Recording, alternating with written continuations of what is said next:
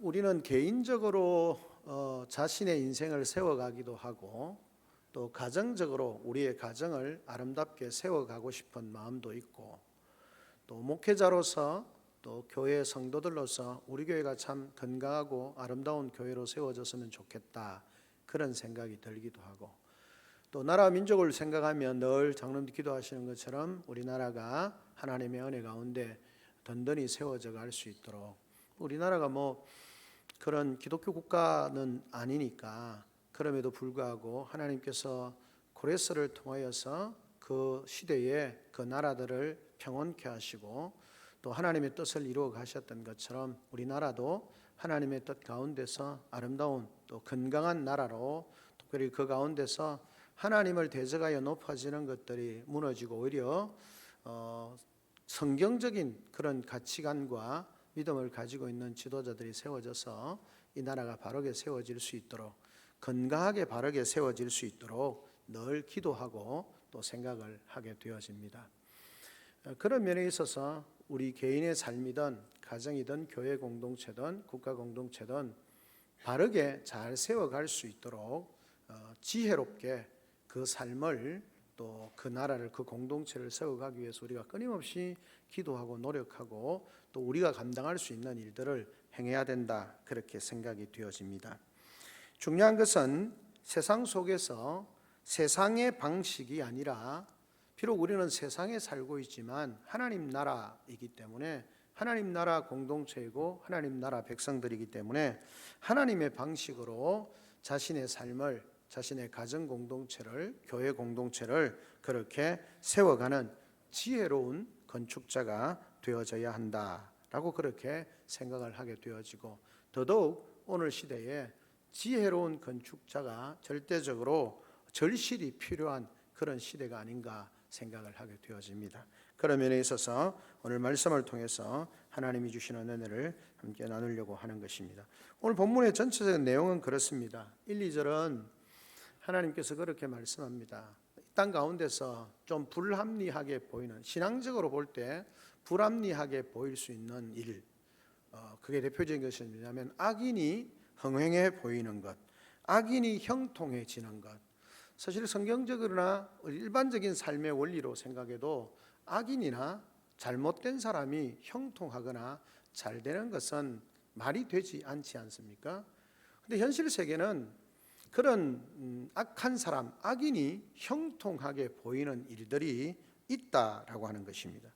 그래서 잠언의 기자는 그렇게 말합니다. 너희가 악인의 형통함을 부러워하지 말라라고 그렇게 분명하게 말합니다. 그 말 속에는 뭐가 들어있겠습니까? 악인이 형통하게 되어지는 것, 궁극적인 형통은 아니라 할지라도 형통하게 되어지는 것처럼 이 땅에서 보인다라는 것입니다.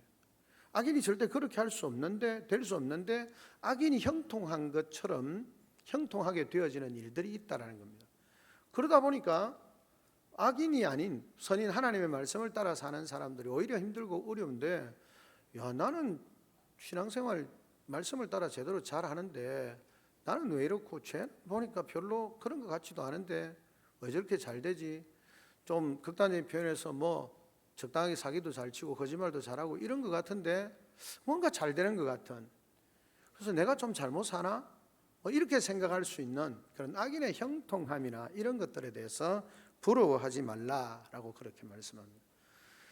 부러워하지 말라라고 하면 또 끝나면 좋겠는데 뭐라고 말씀하시냐면 함께 있지도 말라 그렇게 말합니다. 함께 있지도 말라. 왜 함께 있지도 말라라고 이야기할까요? 함께 있으면 자꾸 이야기를 하다 보면 단순히 그의 행동이 아니라 그의 마음의 의도 그런 것들이 자꾸 이렇게 뭐랄까요? 오염된다 할까요? 그런 일들이 일어난다는 거죠. 그래서 우리가 사람들을 흔히 평가할 때 누구와 같이 있느냐 하는 것이 굉장히 중요하죠. 어떤 사람하고 같이 행동하고 움직이느냐 이게 굉장히 중요합니다. 그러다 보니까 사람들은 그 사람의 실제적인 내면을 모르지만 어떤 사람과 어울리느냐에 따라서 그 사람을 겉으로 보고 평가하거든요. 진실된 평가가 아니라 할지라도 그렇게 평가를 합니다. 이렇게 뭐 서로 칭찬하고 좋아하고 늘 행복하게 사는 사람들 모이면 실제적으로 그렇지 않는 사람인데도 아, 저 사람은 그렇게 사는가 보다 이렇게 생각하고 정녕 행복한 사람하고 자기 소신대로 잘 사는데 좀 그렇지 못한 사람들과 어울려 다니면 쟤도 똑같이 그런가 보다, 이렇게 서로 오해를 할 수 있다는 거예요. 그러면서 그렇게 자주 만나다 보면, 대화하고 이러다 보면 오염이 될 수 있기 때문에 악한 사람들을, 악인의 행동을 부러워하지도 말고 괜히 그들이 어쩌다가 잘 됐는고 나도 그렇게 한번 해볼까 기웃기웃하면서 그들과 같이 어울려 다니지 말라라는 것입니다. 우리가 유유상종이라고 그래요. 함께 그런 사람들과 어울려 다니지 말라라고 그렇게 말씀을 합니다. 그래서 이제 그들의 마음은 강포를 품고 그들의 입술은 재앙을 말합니다. 그러니까 생각하고 있는 것, 그들이 말하는 것, 여기 나오는 것처럼 마음은 강포를 품고 그들이 말하는 것은 재앙을 말합니다. 안 좋은 거 계속 품고 이야기하고 말하고 이러다 보면 오염이 될 수 있기 때문에 절대 그렇게 하지 말라라고 그렇게 말씀을 합니다. 그래서 악인을 부러워하지도 말고 또 시기하지도 말고 그들과 함께 있으려고 하지 말라라고 그렇게 말씀을 하고 있습니다. 그런가 하면 3절부터 7절까지는 첫 번째로 지혜가 주는 유익에 대해서 이야기를 합니다. 악인에게서 나오는 악함과는 대비되게 지혜가 주는 것은 유익함이죠. 집은 지혜로 말미암아 건축되고 면철로 말미암아 견고하게 되어진다. 그래서 지식, 지혜, 명철, 지식 이런 것들, 아름다운 보배, 지혜는 강하게 되어지고 전략을 짜는데 이 지혜롭게 지식으로 짜는 거죠. 그렇게 함으로 말미암아 많은 어떤 지략이 많음을 있게 되어지고 지혜가 그렇게 영광스럽게 되어지는데, 악인들은 그 지혜의 높음에 대해서 잘 알지 못하기 때문에 대화도 안 되고 아예 그런 고차원적인 삶에 대해서 관심도 없기 때문에 그들이 말도 못한다. 지혜가 베풀어주는 유익에 대해서 이야기를 하고 있는 것을 보게 되어지는 것입니다. 그러면서 또 8절부터 12절까지는 뭘 이야기하냐면 교활한 악인이 되지 말라라고 그렇게 말씀을 하고 있습니다.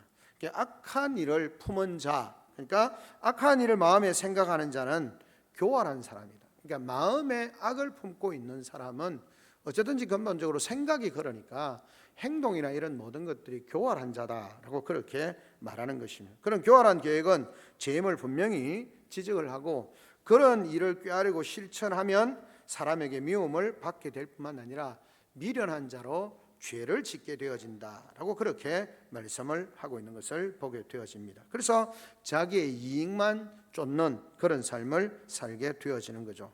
그러면서 거기에 중요한 말이 나오는 것이 11절에 너는 사망으로 끌려가는 자를 건져주며 사륙을 당하게 된 자를 구원하지 아니하려고 하지 말라. 그렇게 하라는 겁니다. 가난한 어려움 당하는 사람을 돌아보라는 거죠. 네가 말하기를 나는 그것을 알지 못한다. 그렇게 하지 않고 난 뒤에 여러 가지 변명으로 내가 왜 그렇게 안 했는지 못했는지 쭉 이야기를 하는데, 하나님은 중심을 다 알고 계시기 때문에 굳이 변명할 필요 없다라고 그렇게 말하면서 그들의 행위 자체가 어떻다는 겁니까? 교활하게 악인의 삶이 되어진다. 지혜가 없이 그렇게 자기만을 생각하는 사람은 그런 모습으로 서게 되어진다라고 그렇게 말하고 있는 것을 보게 되었습니다. 결국은 그분이 각자의 행위대로 갚으셔서 그들이 교활한 자가 합당한 대가를 지불하게 될 것이다. 그래서 8절 12절은 겉으로는 지혜로운 척하지만 실제로는 여호와를 경외하지 않는 사람에 대한 엄중한 경고를 이야기를 하고 있습니다. 그리고 난데 13절부터 14절까지는 지혜가 주는 베풀어주는 유익을, 두 번째 유익을 이야기를 합니다. 내 아들아라고 그렇게 말하면서 지혜가 주는 그걸 베풀어주는 유익에 대해서 이야기를 하면서 뭐라고 말합니까? 꿀을 먹어라. 그렇게 꿀을 먹으면 입이 달죠. 여기서 꿀이라고 하는 것은 앞에 말하는 지혜로 그렇게 비유한 것을 이야기할 수 있습니다. 그래서 지혜가, 참다운 지혜가 우리의 영혼, 여기 영혼이라고 표현된 내 표시라고 하는데 우리의 영혼에 어떻다는 겁니까? 꿀과 같다고, 그 사람을 즐겁게 하고 행복하게 하고 그렇게 한다는 것입니다. 그래서 지혜를 얻으면 장래의 소망이 끊어지지 않게 된다. 그렇다면 지혜를 얻어서 장래의 소망을 가진 사람은 어떤 자세로 살아야 하는가? 그렇게 말하면서 악인을 악인으로 대하지 말라라고 그렇게 말씀을 합니다. 그러니까 의인은 악인을 어떻게 대해야 되는가라고 이야기를 할 때 그들의 어떤 고통당함에 대해서 즐거워하거나 그렇게 하지 말라라고 그렇게 15절부터 20절까지 말씀을 통해서 이야기를 하고 있는 것입니다. 악인은 의인의 집을 헐려고 숨어서 기회를 엿보고 있다고 경고를 하고요.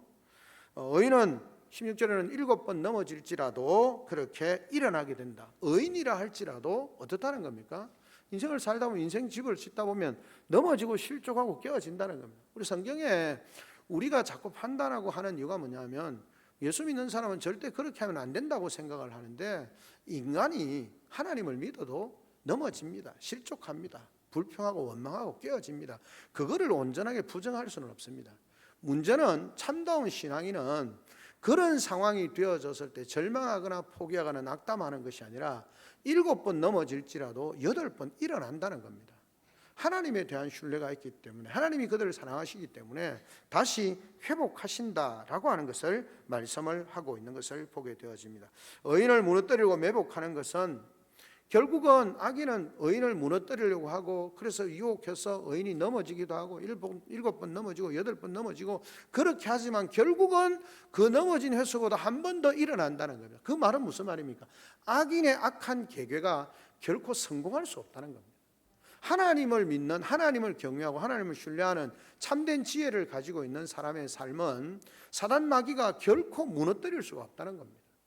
의인인데 넘어진다는 거죠. 실패한다는 거죠. 깨어진다는 거죠. 그런 상황 가운데서도 그것으로 넘어짐으로 끝나는 것이 아니라 다시 일어난다는 겁니다. 다시 일어난다는 말은 악인이 틈을 노리고 집을 무너뜨리려고 하고 그 인생을 무너뜨리려고 하지만 7번 넘어뜨려서 이제는 성공했는가 보다 싶은 한데 다시 일어난다는 거예요. 절대 실패하지 않는다. 악한 의도가 결코 성공할 수 없다라고 하는 사실에 대해서 말씀을 하고 있는 것입니다. 반면에 악인은 어떻게 합니까? 스스로의 악함으로 인해서 무너지게 되어진다라고 하는 거죠. 그래서 17절에서 20절은 의인에게 악인은 어떻게 대해야 하는지 말씀을 하고 있습니다. 하나님의 심판을 당할 때 마음에 꽃이다, 잘됐다, 계속 악을 행하더만 잘됐다, 그렇게 생각하지 말라는 것입니다. 즐거워하지 말라라고 그렇게 말합니다. 왜냐하면 우리가 원수의 그 넘어짐을 통해서 우리가 즐거워하고 기뻐하면 하나님께서 그를 향한 징계를 돌이킬지 모른다라고 그렇게 말씀을 하고 있습니다. 하나님이 악인을 심판하지 않으실 수 있다는 뜻이 아니라 하나님께서 다만 우리가 악인이 심판받는 것을 볼 때 속으로 기뻐하는 것이 지혜로움이 될 수 없다라는 사실을 말씀을 하고 있습니다. 그렇기 때문에 참된 지혜를 가지고 있는 사람은 다른 사람, 악인이 그렇게 무너지고 넘어질 때 잘됐다, 꽃이다 그렇게 하는 것이 아니라 안타까운 마음, 악인의 삶을 하나님 그렇게 권면해도 듣지 않고 악인의 삶을 살다가 무너지는 걸 보니까 참 안 됐다, 저렇게 살지 않았으면 얼마나 좋았을까, 악인을 긍휼히 여기면서 나 자신도 그러한 악인의 삶을 살지 않아야 되겠다라고 하는 마음을 다지는 계기로 삼아야 된다라고 그렇게 말씀을 하고 있는 것을 봅니다. 19절과 20절은 계속하면서 악인으로 인해서 분노하지도 말고 시기하지도 말라라고 그렇게 말씀을 하고 있는 것을 보게 되어집니다.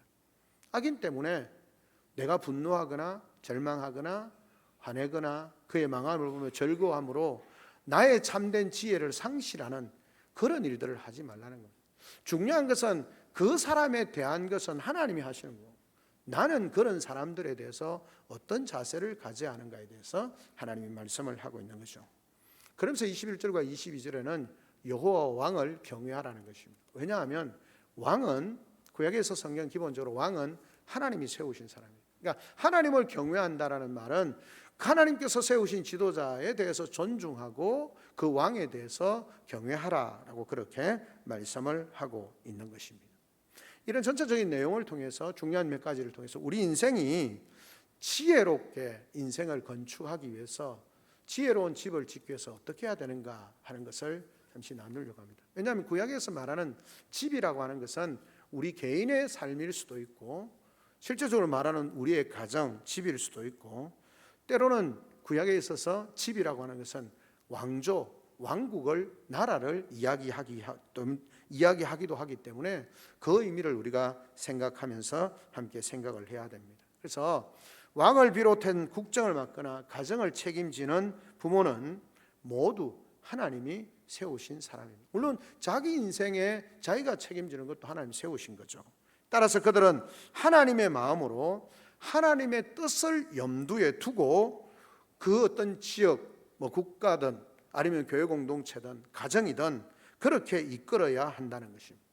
진정한 지도자, 왕다움이라든지 가장다움이라든지 교회 지도자다움이라고 하는 것은 하나님께로부터, 왕권으로부터 모든 것이 나온다는 사실을 깨달아야 하고, 그래서 그 지도력을 주장하려면 중요한 게 뭡니까? 우리의 지도력을 주장하려면 중요한 게 하나님의 뜻 안에서 하나님의 말씀 앞에 하나님의 뜻에 부합한가, 맞는가를 생각해야 합니다.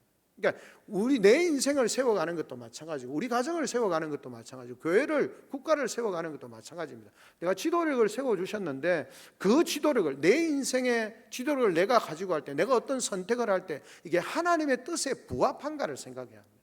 그래야 참된 내 인생을 바르게 세워갈 수 있고, 우리 가정을 세워갈 수 있고, 또 교회 공동체를 세워갈 수 있고, 국가를 세워갈 수 있습니다. 이게 하나님의 뜻에 부합한가를 생각하지 아니하고 내 생각과 내 의지를 가지고 내 열심을 가지고 한다고 해서 그 집이, 그 가정이, 그 공동체가 아름답게 세워지지는 않는다는 거죠. 우리가 나라와 민족을 위해서 기도할 때도 마찬가지입니다. 그래서 하나님, 우리의 지도자들이 믿지 않는 사람이든 안 믿는 주위의 사람들을 통해서 하나님의 뜻, 성경 말씀의 구절을 통해서 전해지지는 않더라도 하나님의 뜻이 무엇인지를, 하나님의 지도자를 세우고 국가를 세우고 가정을 세우고 교회를 세우고 그 세운 하나님, 그것의 주인이신 하나님께서 그들을 세우신 의도가 무엇이고 그 가정과 공동체와 개인의 삶을 어떻게 세워가기를 원하시는지를 알아야 제대로 된 삶을 살 수 있고 가정을 세울 수 있고 교회 공동체를 세울 수 있다라고 하는 것을 우리에게 말씀해 주고 있는 것입니다.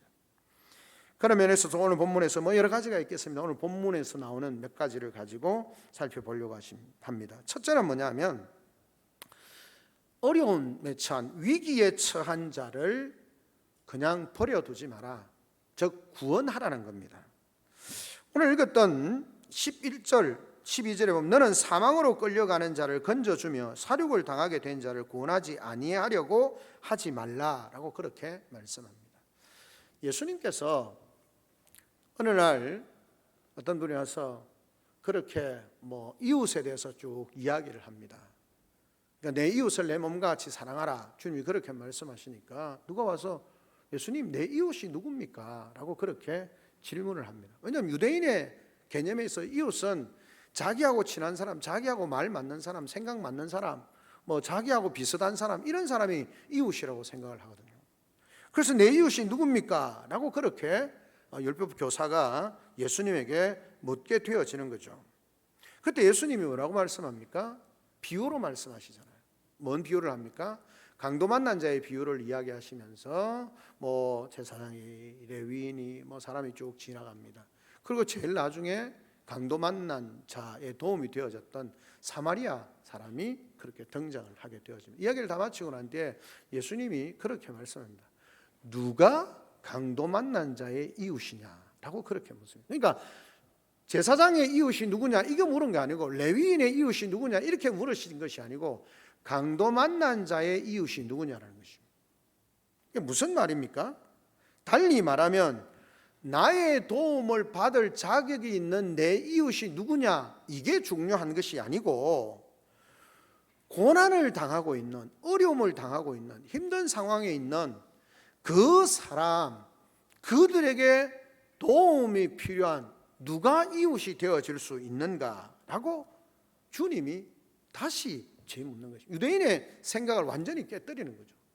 그들은 생각할 때 내 이웃이 되어서 나의 도움과 나의 사랑과 나의 어떤 마음을 받을 수 있는 사람이 어떤 존재가 있느냐, 내 이웃이 자격이 될 만한, 내 이웃이 될 만한 자격을 갖춘 사람이 누구냐라고 그렇게 찾는데, 예수님은 반대로 강도 만난 자에게 있어서 이웃이 누구냐라고 그렇게 주님이 역질문을 하신 거죠.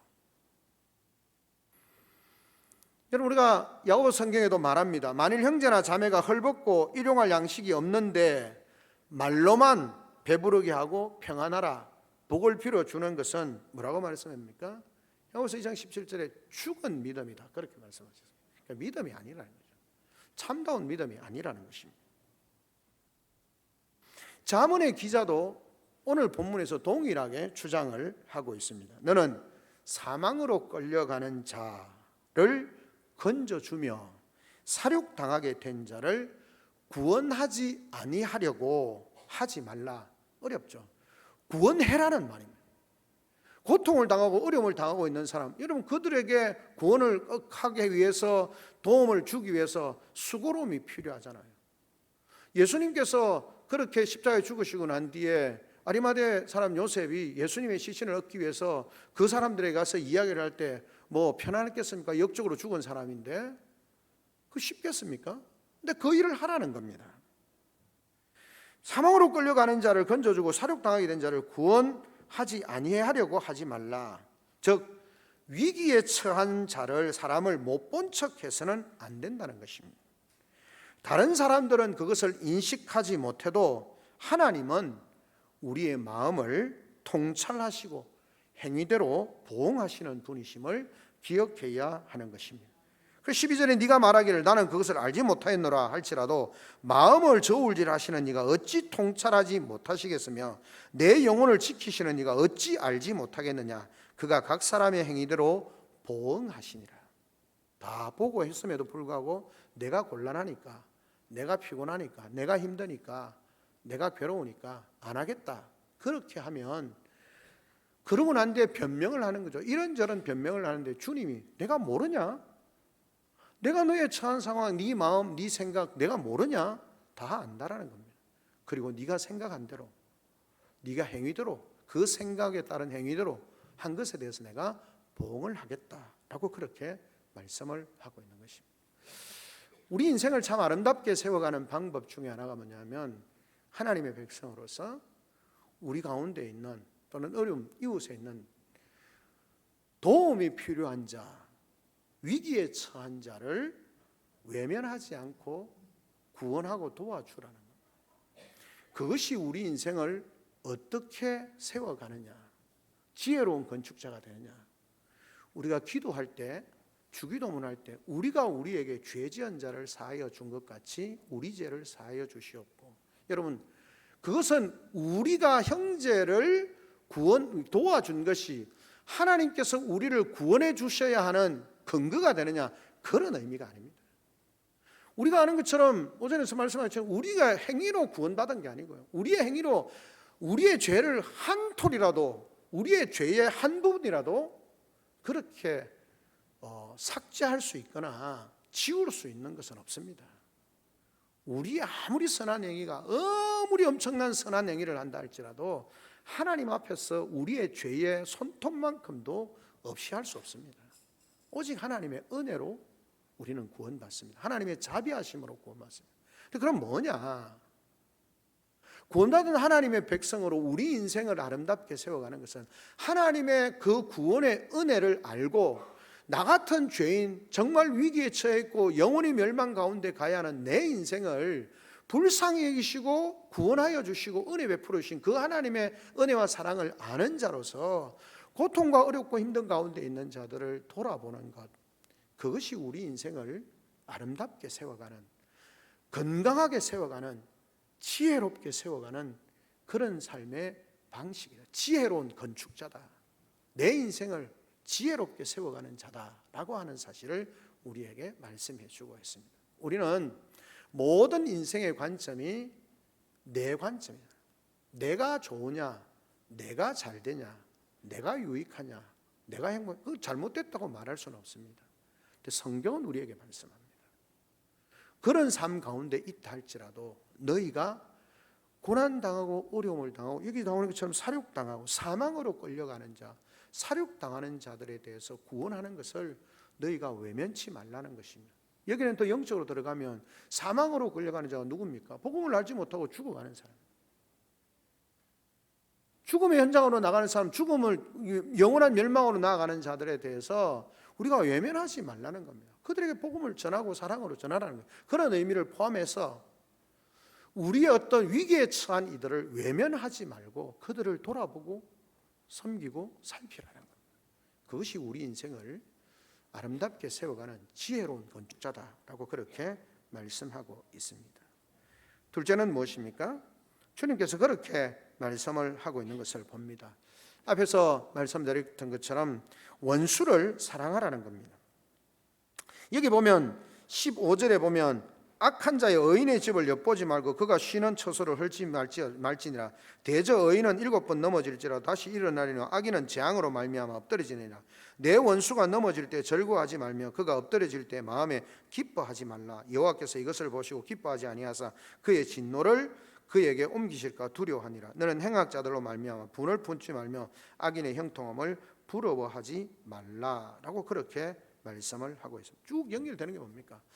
악인들이 잘 되는 것도 부러워하지 말 뿐만 아니라 그들이 망하는 것 때문에 옆에 악인이 뭘 한다 그랬습니까? 의인의 집을 엿보면서 헐고 무너뜨리려고 했는데 그들의 의도가 실패하고 그들이 무너뜨리려고 했던 악인들은 다시 일어나고 그런 상황이 되어졌을 때 그것을 알게 되어졌을 때 의인이 어떻게 했습니까? 저 나쁜 놈 나를 무너뜨리려고 7번이나 8번이나 수십 번을 넘게 했다고 저 나쁜 놈. 그리고 그 사람이 잘못되면 내가 나를 괴롭게 할 때 알아봤다. 그렇게 하지 말라는 겁니다. 사실은 성경은요, 신앙인이 된다는 것은 너무너무 힘든 겁니다. 예수 믿고 구원받는 것은 제가 널리 이야기하자면 너무 쉬운 거예요. 그러나 날마다 하나님의 성령의 도우심 가운데 우리의 인생을 하나님이 기뻐하시는 삶으로 세워가는 것은요 쉽지 않습니다. 그러니까 신앙생활을 왜 그냥 겉부르게 쉽게 하느냐? 하나님 앞에서 우리 인생을 어떻게 세워가야 되는지에 대해 그것이 얼마나 정말 수고로움과 노력이 필요한지에 대해서 알지 못하거든요. 구원받는 것과 삶이 정말 어떻게 달라지는지에 대해서 알아야 되는데 내가 연약하고 부족하기 때문에 늘 말씀드려요. 내가 잘 안 되기 때문에 뭘 합니까? 도대체 답이 어디 있는가에 대해서 성경을 읽는 거예요. 내게 도무지 답이 없기 때문에 하나님 앞에 기도하는 겁니다.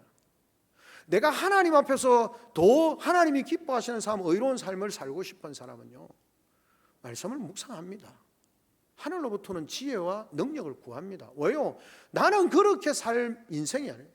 내가 오른밤을 치면 나도 같이 때리는 그 삶을 사는 건 쉽습니다. 성도라고 말하면서 오른밤 치면 나도 같이 때리고 하는 건 너무 쉽습니다. 그런데요 성경은 뭐라 말합니까? 오른밤 치면 왼밤을 돌려대라. 속옷 달라 하면 겉옷 주라. 오리 가자 하면 심리 가주라. 여러분 그게 쉬울 것 같습니까? 안 쉬운 거예요. 근데 하나님이 그렇게 말씀하시면서 우리 인생을 하나님의 말씀을 따라서 성령의 도우심 가운데 그렇게 세워가라는 겁니다. 그래서 말하는 게 뭡니까? 원수를 사랑하라는 겁니다. 기독교의 윤리는요 세상의 가치 기준을 훨씬 뛰어넘는 겁니다. 기독교가 윤리적인 종교는 분명히 아닙니다. 그러나 성경이 말하는 흔히 말하는 표현으로 말하는 윤리라고 이야기하는 것은 세상의 윤리, 세상이 가장 고차원적이라고 말하는 윤리와는 비교가 되지 않습니다. 용서를 하는데도요 어떤 사람은 용서할 수 있습니다. 용서하는데 그냥 막 내가 손은 셈 치고 그냥 용서하지 이러고 용서할 수 있습니다. 근데 주님은 용서를 그렇게 하지 말라고 하십니다. 우리는 그냥 막 속으로는 용서 안 되지만 겉으로 그냥 용서하고 그냥 막 내가 속으로 용서해 줄게 이러면 끝내는 그런 삶을 용서라고 사람들이 같이 표현하지만 하나님은 그 용서를 진정한 용서라고 말씀하지 않습니다. 얼마나 어려운 거예요. 겉으로 드러나면 다 똑같은 용서인데 절대 안 된다는 거죠. 복음은 가족, 친척, 동족, 동일, 인종이라는 한계를 초월하는 것이죠. 하나님이 아들을 성육신 하신 사건을 통해서 천상과 지상의 모든 장벽을 하나님께서 무너뜨리셨습니다. 복음 안에는 유대인과 이방인, 우리가 지금 생각할 때 유대인과 이방인, 정말 인종차별적인 입장에서 보면 유대인과 이방인은요 이 땅에 있는 어떤 인종차별보다 심한 것이 유대인과 이방인의 종교차별입니다. 근데 그걸 무너뜨리는 거예요. 남자와 여자, 주인과 종. 지금 우리는 별로 심각하게 생각할지 모르지만 그때 당시에 주인과 종은요, 그냥 함께 할 수 없는 존재. 그런데 그게 무너지는 거예요. 복음을 통해서 그게 무너지는 겁니다. 어떻게 가능하냐라는 거죠. 이게 뭐냐고요? 복음의 능력입니다. 복음의 능력은요, 우리가 상상할 수 없는, 복음의 진정한 가치와 능력을 깨닫게 되었으면 우리가 상상할 수 없는, 유대인과 이방인이 하나 되어지고 남자와 여자가, 주인과 종이 하나 되어지는, 서로가 서로의 존재를 인정하고 존중하고 사랑하고 섬길 수 있다? 말도 안 되는 일. 그게 가능해지는 게 복음이라는 거예요. 복음이 우리 인생을 세워간다는 말은 이런 복음의 능력을 가지고 원수를 사랑하는 것입니다. 교회는 위기에 처한 사람 누구라도 도울 준비를 갖춰야 합니다. 그들이 누구든 상관없이 주님의 사랑으로, 주님이 우리를 언제 사랑하셨습니까? 로마서에 나오는 것처럼 원수 되었을 때, 하나님께서 사람들이 하나님 제가 잘못했습니다, 열심히 하나님 따라가겠습니다, 그때 용서해 준 게 아니고요, 하나님을 향하여 대적하고 돌을 치려고 하고 하나님을 원망하고 그럴 때에 하나님이 용서해 주시고, 우리가 아직 죄인 되었을 때 우리를 향한 자기의 사랑을 확정하셨다, 그렇게 말씀하고 있는 것입니다. 그래서 뭐라 말합니까? 내 원수가 넘어질 때에 즐거워하지 마라. 솔직하게 즐겁잖아요. 안 그러세요? 역시 여러분은 저보다 훨씬 신앙이 좋으셔서. 저는 저를 막 괴롭히던 사람이 좀 잘 안 되면 계속적이진 않지만, 아이 잘 됐다, 괴롭힐 때 내가 알아봤다, 기분 좋더라고요. 목사가 인간이 덜 돼서 그렇습니다. 근데 물론 이제 좀 지나면 애가 하나님 말씀 믿고 성령에 도우신 건데 그러면 안 된다 이런 생각이 들지만, 그런 생각이 들 때가 있어요. 그런데 즐거워하지 마라. 그가 엎드려질 때 마음에 기뻐하지 마라. 이렇게 말하는 건 인간은 다 그런 존재라는 거예요. 원수가 쓰러지면 좋아하고요, 넘어지면 기뻐한다라는 거예요. 그런 인생으로 너희 인생을 건축하면 똑같은 인생 된다는 거예요. 하나님이 기뻐하시는 인생 되지 않고 하나님의 지혜로 세우는 인생 되지 않는다는 거예요. 그래서 그거 하지 말라는 겁니다. 예수님께서 원수를 사랑하라고 말씀하시면서 하나님은 그 해를 악인과 선인에게 고루 비추시는 분, 일반은총이라고, 선인과 악인에게 똑같이 비를 내리시고 똑같이 해를 비추게 한다는 겁니다. 원수 사랑과 박해하는 자를 위해서 기도하는 것, 그것이 하나님의 자녀가 되고 하나님 앞에서 우리 인생을 아름답게 세워가는, 지혜롭게 인생을 세워가는 자라는 사실을 우리에게 말씀해 주고 있는 것입니다.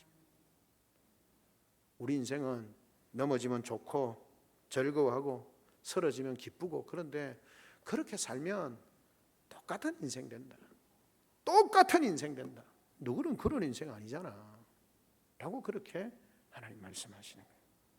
마지막 세 번째는 무엇입니까? 여호와 왕을 경배하라는 것입니다. 22절에 나오는 것처럼 대저 그들은 재앙이 속히 임하리니, 21절에 내 아들아 여호와 왕을 경외하고 반역자와 더불어 사귀지 말라. 대저 그들의 재앙은 속히 임하리니 그 둘의 멸망을 누가 알랴. 여러분, 구약에서 왕은 하나님의 대리 통치자였습니다. 그런데 하나님은 백성들이 왕을 요구할 때 반드시 주시는 말씀이 있죠. 그게 뭡니까? 명심하라고 주신 것이 뭐냐면, 많은 병마를 두지 말고 많은 아내를 두지 말고 율법책을 묵상함으로 하나님 경외하기를 배워 그의 마음이 형제 위에 교만해지지 아니하는 것이라고 했습니다. 보십시오. 왕, 병마 권력입니다. 많이 두지 말고, 그 힘으로 부인을 많이 두지 말고 하나님의 율법을 옆에 두고 늘 묵상하고 그것을 따라서 살고, 그리고 뭐라고요? 그 하나님을 경외하기를 배워서 그 형제 위에 교만하지 아니할 것. 왕인데 형제 위에 교만하지 말 것이라고 말씀하고 있는 것입니다. 왕이 하나님의 대리 통치자로서 하나님의 뜻을 백성들에게 제대로 펼칠 때에 그를 경외하고 존경해야 합니다. 앞에서 말씀드린 것처럼 하나님의 뜻에 부합하느냐. 바른 지도력은요, 하나님의 뜻에 부합하느냐가 중요합니다. 제가 잘 표현을 하지 않습니다만 여러분, 교회의 목회자나 지도자들을 존중하십시오. 그들이 하나님의 뜻에 부합하지 않고 잘못된 길로 인도하면 따라가지 않아야 되겠죠. 그렇지 않으면 하나님이 세우신 뜻을 따라서 바르게 지도하고 인도하면, 오늘 성경의 표현대로 왕이 아니기도 경외하라고 그렇게 말하지는 못하겠습니다. 따라가십시오. 존중하십시오. 그게 사는 길입니다. 하나님께서 왕을 왜 세우셨습니까? 이스라엘 백성들이 자기들이 좋아서 했긴 하지만 하나님 왕을 세우셨습니다. 그 왕을 세우셔서 왕의 최고의 목적이 뭡니까? 그 백성이 하나님을 온전히 경외하고 하나님을 따라갈 수 있도록 바르게 펼치는 것이 왕의 목적입니다. 목회자를 왜 세우셨습니까? 목회자가 자기 편안하고 자기가 하고 싶은 거 마음대로 하라고 목회자를 세운 거 아니잖아요. 하나님의 말씀을 선포하고 말씀을 통해서 성도들을 교육하고 하나님의 말씀으로 권면하고, 그리고 하나님의 말씀에 순종하고 그들이 하나님의 사람으로 서서 하나님의 축복을 받고 하나님의 은혜를 누리는 삶을 살도록 그렇게 하기 위해서 사역자를 세워준 거예요. 그러면 바르게 지도하면 순종해야죠. 그 순종하지 않으면서 자꾸 자기 생각, 딴 생각 이야기를 하면 책임을 질 수가 없잖아요. 그래서 하나님께서 말씀하는 겁니다. 여호와와 왕을 경외하라는 겁니다. 하나님의 뜻에 부합한 대로, 하나님의 사명대로 바르게 하면 순종해라. 그것이 내 인생을 지혜롭게 세워가는, 네 인생을 지혜롭게 아름답게 건축하는 길이다라는 것입니다. 여러분, 인생을 바르게 세워가려면 말씀을 바르게 가르치고 말씀으로 훈련하는 그의 말에 순종하고 따라가야 그 인생이 아름답게 세워지는 거 아니겠습니까? 그렇지 않고 가르치는 건 내 마음에 안 든다고, 내하고 생각이 다르다고, 기분 나쁘다고 순종 안 하고 엉뚱한 짓 하고 있으면 그 인생이 바르게 세워질 수가 없는 거죠. 장래 혹은 성공은 지혜자의 가르침대로 악인의 방법을 거부하고 하나님의 방법에 따라서 집을 건축할 때, 내 인생의 집을 건축할 때, 우리 가정의 집을 건축할 때, 우리 교회를 건축할 때, 이 나라 이 민족을 건축할 때 건강하고 아름다운 건축물로 우리 인생이, 가정이, 교회가 세워지는 것입니다. 악인의 형통함 부러워하지 말라고 합니다. 은연중에라도 그들을 닮으려고 하지 말라는 겁니다. 닮지 않으려고 오히려 노력해야 합니다. 그러려면 뭘 해야 됩니까? 더 적극적으로 하나님을 사랑하고 하나님과 왕을 경외하고 순종해야 하는 거죠. 그것이 바로 우리 자신과 가정과 교회를 튼튼하게 세워가는 지혜로운 건축자의 모습이다라고 오늘 잠언의 저자가 말씀하고 있는 것입니다. 아니, 하나님께서 잠언의 저자의 격언을 통하여서 우리에게 들려주고 계시는 것입니다. 말씀을 맺습니다. 사랑하는 성도 여러분, 한 번뿐인 우리 인생, 하나님 앞에 서서 우리의 건축물이 견고하게 세워져 있을 것인지 무너질 것인지, 복음서에 나오는 것처럼 집을 지었는데 모래 위에 지은 집과 같이 그냥 조금만 바람이 불면 무너지는 집이 될 건지, 반석 위에 세운 집이 되어서 폭풍 후 비바람 속에서도 무너지지 않는 집이 될 건지, 우리 인생의 집을 지었는데 하나님 앞에서 하나님이 실현할 때 재 하나 남지 않고 싸그리 타버리는 그런 인생의 집이 될 건지, 믿음으로 견고하게 세워진 집이기 때문에, 하나님의 말씀을 따라 지혜롭게 순종하며 지은 집이기 때문에 하나님 앞에서도 무너지지 아니하고 그 믿음으로 세워진 집이기에 주님이 칭찬하시는 그런 인생을 세울 건지, 우리의 삶을 잘 선택하고 결정하고 건축물의 재료를 뭘로 할 건지 잘 생각해야 합니다. 오늘 말씀을 통하여서 위기에 처한 자, 어려움에 처한 자를 돌아보는, 살피고 섬기는, 내가 하나님의 그런 은혜를 받은 자에게 그런 살피는 자가 되어질 수 있고, 원수를, 쉽지 않은 것이지만 원수를 사랑하고 넘어지고 깨어지는 자들, 그들을 인해서 기뻐하고 즐거워하는 것이 아니라 오히려 안타까운 마음을 가지고 그들을 긍휼히 여기는 마음이 있는 삶으로 내 인생을 세워요. 하나님의 긍휼하심을 받았기에 우리도 하나님의, 주님의 긍휼하심으로 사람들을 대하고 섬길 수 있도록, 그리고 하나님께서 하나님을 경외함을 더불어서 하나님이 세우신 지도자들을 잘, 그들에게 말씀을 따라서 지도하고 인도할 때 잘 순종하고 경외함으로 그 인생을 세워가는 지혜로운 건축자가 되어져서 비바람 속에도 무너지지 아니하고 하나님 앞에서도 인정받는 좋은 믿음의 인생 건축자, 복음으로, 삶으로 여러분의 인생을 세워가는, 여러분의 가정을 세워가는, 교회를 세워가는, 이 나라의 민족을 세워가는 그런 복된 하나님의 사람들이 되시기를 주님의 이름으로 축원합니다. 아멘. 우리 시간 다 같이 한 목소리 한번 하나님 앞에 기도하며 나아가겠습니다. 하나님,